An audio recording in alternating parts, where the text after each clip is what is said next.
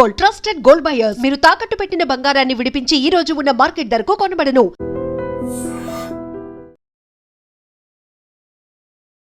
Welcome to I dream. నా పేరు లుంపిని. హర్యానాలో మరో దారుణమైన ఘటన చోటు చేసుకుంది. భార్య ప్రియుడు ఇద్దరు కలిసి కూడా భర్తని హతమార్చారు. ఈ ఇన్సిడెంట్ గురించి మనము, ఎందుకంటే ఇలాంటి ఇన్సిడెంట్స్ రోజుకొకటి వెలుగు చూస్తున్నాయి కాబట్టి దీన్ని మనం ఎలా చూడాలి అండ్ ఎందుకు ఇలాంటివి జరుగుతూ ఉన్నాయి అండ్ పదే పదే మళ్ళీ అవే ఎందుకు రిపీట్ అవుతున్నాయి డిస్కస్ చేద్దాం. ఈరోజు మనతో పాటు ఉన్నారు ప్రముఖ హైకోర్టు అడ్వకేట్ శివరావ్ గారు. ఆయనతో మాట్లాడదాం. హలో సార్, నమస్తే. సార్, మీతో డిస్కస్ చేస్తున్న కేసెస్ సంఖ్య పెరుగుతుంది, ప్లేసులు మారుతున్నాయి కానీ కేసులు మాత్రం అవే రిపీట్ అవుతూ ఉన్నాయి. సో దీనికి మెయిన్ రీజన్స్ ఎక్కడ ఉన్నాయి అనుకుంటారు మీ అనాలిసిస్లో? మీకు ప్రాంతాలు మారుతున్నాయి, పేర్లు మారుతున్నాయి తప్పితే కేసెస్ పరిస్థితులు అదే విధంగా ఉంటాయి. ఇక్కడ ఏంటి అని అంటే ప్రముఖంగా ఈ ఇన్సిడెంట్ ఏదైతే హర్యానాలో జరిగిందో మన దగ్గర కూడా హైదరాబాద్లో జరుగుతూ ఉన్నాయి.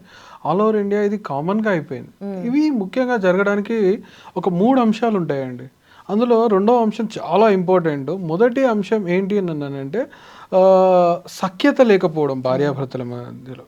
అంటే వాళ్ళ మధ్యలో మ్యారేజ్ చేసుకుంటారు, ప్రేమ ఉంటుంది, కాకపోతే ఏంటి అని అంటే ఏదో మిస్సింగ్ అనమాట.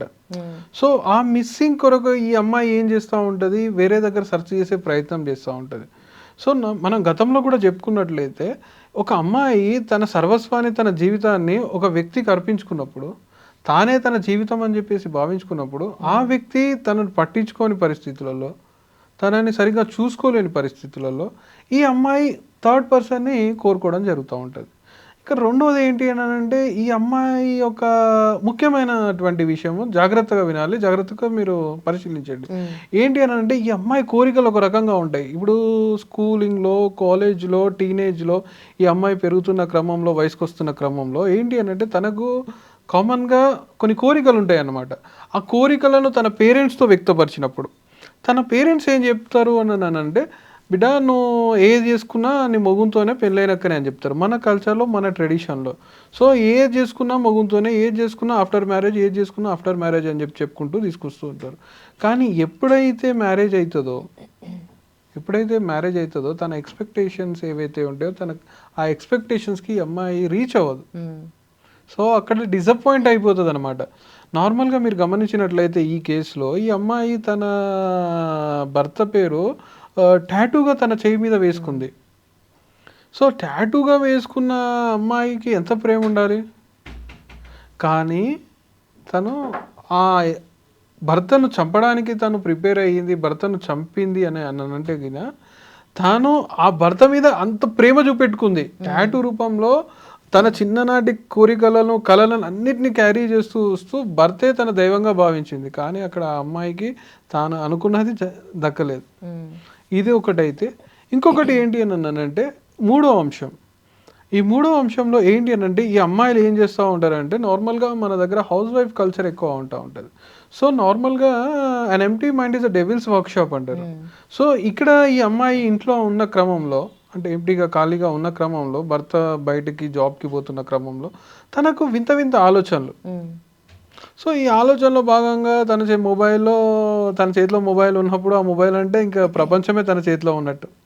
సో అలాంటప్పుడు ఏదో బ్రౌజ్ చేయడము, లేకపోతే ఏదైనా తనకి అన్నోన్ నెంబర్ నుంచి కాల్స్ రావడము, మెసేజెస్ రావడము, ఇట్లాంటి పరిస్థితుల్లో వేరే ఒక అబ్బాయికి కనెక్ట్ అయిపోతారు. సో మార్నింగ్ నుండి ఈవినింగ్ వరకు ఈ భర్త అనే వ్యక్తి గొడ్డు చాకరీ చేస్తూ ఉంటాడు. చేసి ఇంటికి చెమట పట్టి వచ్చి అలసిపోయి వచ్చి పడుకుంటాడు. సో ఆ భార్యకి టైం ఇవ్వలేడు. సో తను అర్థం చేసుకోవాల్సింది పోయి అపార్థం చేసుకుంటూ ఉంటుంది. అపార్థం చేసుకున్న క్రమంలో తనేం చేస్తారు అని అంటే ఈ వేరే అబ్బాయికి, వేరే థర్డ్ పర్సన్కి కనెక్ట్ అవ్వడం. మనం ఇద్దరము హ్యాపీగా ఉండాలి అని అంటే మన మధ్యలో ఉన్న వ్యక్తి ఎవరో భర్త. ఆ భర్తను మనం లేకుండా చేయాలి. ఏంటంటే నిజంగా మీకు వేరే అబ్బాయితో ఇల్లీగల్ అఫైర్ పెట్టుకోవాలి అని ఉంది అన్నప్పుడు, వేరే అబ్బాయితో రిలేషన్ పెట్టుకోవాలని ఉన్నప్పుడు డైరెక్ట్గా చెప్పురు కదవ్వా, ఎందుకు చంపుతురు? అరే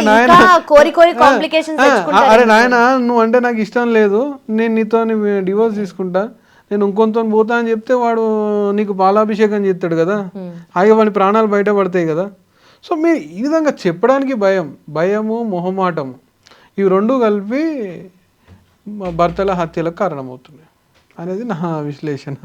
కానీ ఇక్కడ ఇలాంటివి జరుగుతున్నప్పుడు ఒక కేసు చూసినప్పుడు దాని చుట్టూ ఎంత దాని గురించి మాట్లాడుకుంటారు, డిస్కస్ చేస్తారు, దాని తర్వాత మళ్ళీ వాళ్ళకి ఎలాంటి శిక్షలు పడుతున్నాయని చెప్పి కూడా ఇంత ఓపెన్గా అందరూ మాట్లాడుతున్నారు.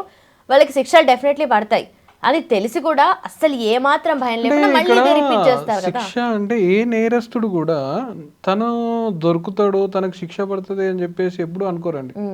ఇప్పుడు మన దగ్గర హైదరాబాద్లో చూసినట్లయితే ముక్కలుగా కోసి మూసీలో వేయడము, లేదంటే ఇక్కడ ఏదో ఒక హర్యానాలో వేరే ఒక ప్రాంతంకి తీసుకెళ్ళి అక్కడ రాడ్తో కొట్టి చంపేయడము.